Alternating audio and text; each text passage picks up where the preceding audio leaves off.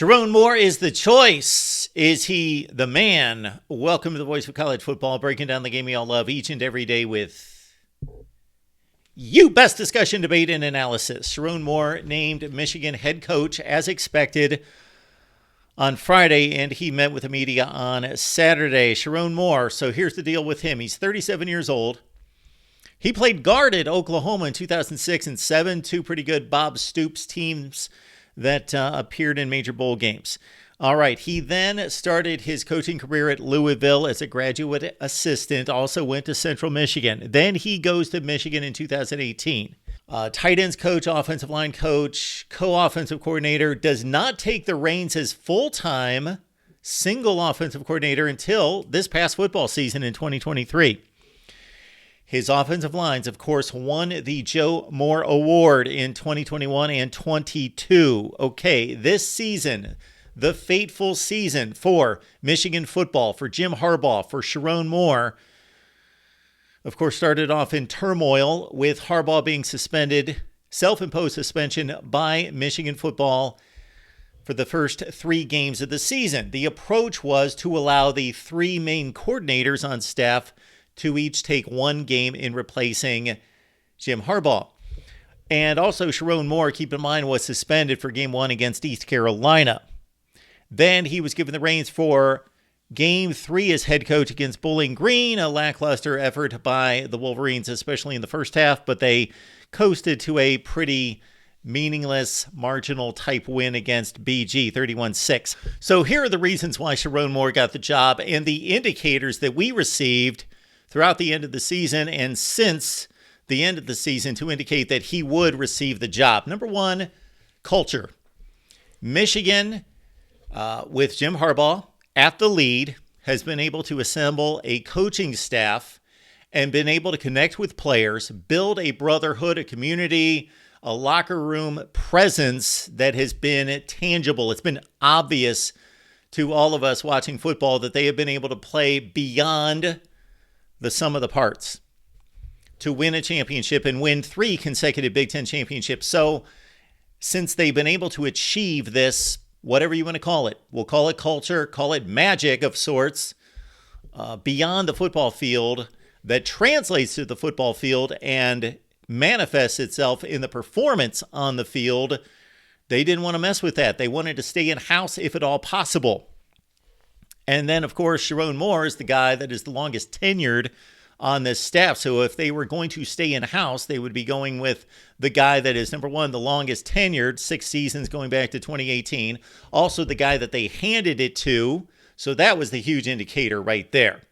They tried out 3 coaches the first 3 games of the season. Sherrone Moore showed them enough, and probably outside of that 1 game appearance against Bowling Green, showed Jim Harbaugh and everyone else enough beyond what the other coaches did that he was the selection. He was the guy that was handed the reins the final 3 games of the season against Penn State, Maryland, and Ohio State.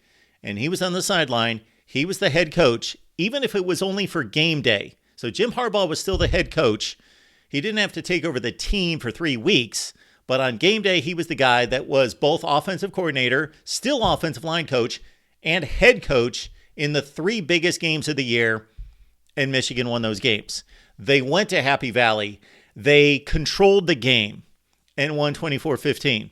Then they go to Maryland and were challenged, but they pulled through in the second half and won that game by a touchdown.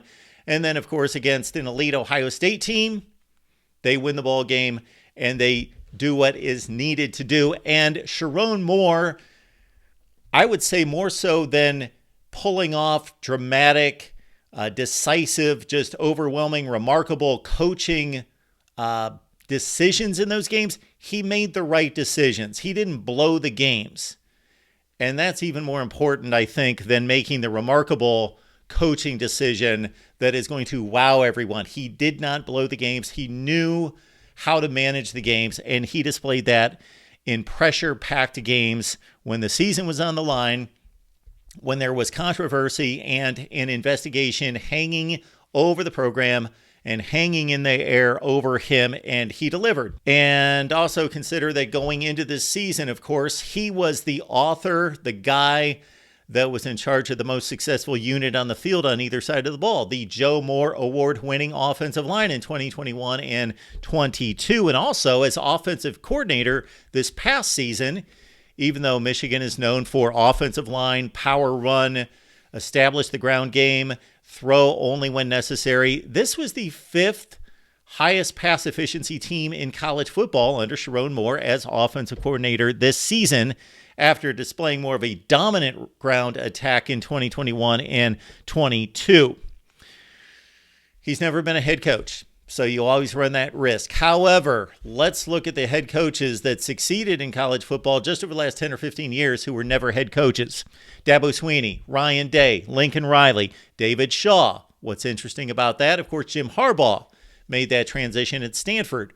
And what he built, handed that to David Shaw, and it worked really well for David Shaw and Stanford in the Pac-12 for about 7 or 8 years before they fell off. You've got guys like Jimbo Fisher, Kirby Smart, Steve Sarkisian. I'm not talking about the Texas job, but before he was at Texas, of course, he had the reins at Washington and USC, and none of those guys had ever had a major Power 5 head coaching job. It worked out to a certain degree for all of them.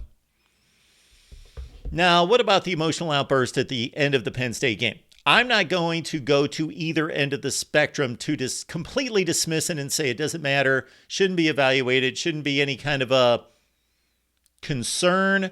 I'm not going to go to the other end of the spectrum to make a big deal about it because we are emotional beings. That was an emotional situation. They won a huge game on the road. Now, some of the things he said from both an obscenity standpoint, that's stupid, that's uncalled for, that's dumb. As a head coach of an established big-time program, you can act I know things aren't quite to the standard from a communication standpoint that we used to hold coaches to 10 years ago, 20 years ago, so forth. I understand that the standards have dropped considerably in terms of what we expect our leaders to show, but still at the same time, clean up your act, be a bit more poised. And again, the emotion, that's fine, but being a blubbering fool for a few minutes, okay, that was a bit much. That's not what I would like to see out of my head coach. But then again, I'm not going to lower the boom, lower the hammer, and say just because in one occasion after delivering one big win that he kind of fell apart, kind of came unscrewed for a minute, that's the end of the world and that he can't be a head coach. Are there better head coaches in college football? Of course there are. Is there a better head coach and a better fit for Michigan? Well, according to Jim Harbaugh, he said, quote, hey, Sherrone Moore's smart. He's a teacher who's a hardworking teacher. He makes a strong connection to the players, the staff, and their families. And, quote, Jim Harbaugh, only person that I would want to do this job. So he gets the Harbaugh endorsement, and that's probably another reason why he is the choice. Now, the risk going outside of the program would have been compromising all that's been built up by Jim Harbaugh and the staff over the past 3 football seasons since they took a reset in 2020. The risk in going with Sherrone Moore is, of course, the unknown quality of hiring a first-time head coach. He's never done it. He's never proven that he can do it. But Sherrone Moore got a pretty meaningful audition in those 4 games and going 4-0 and against 3 legitimate teams at the end of the season in the biggest game of the year, as well against Ohio State. So I give the thumbs up to a certain extent. Sherrone Moore is now going to have to prove it at Michigan. It should be mighty interesting. Leave your comments and questions down below. Talking college football right here at the Voice of College Football.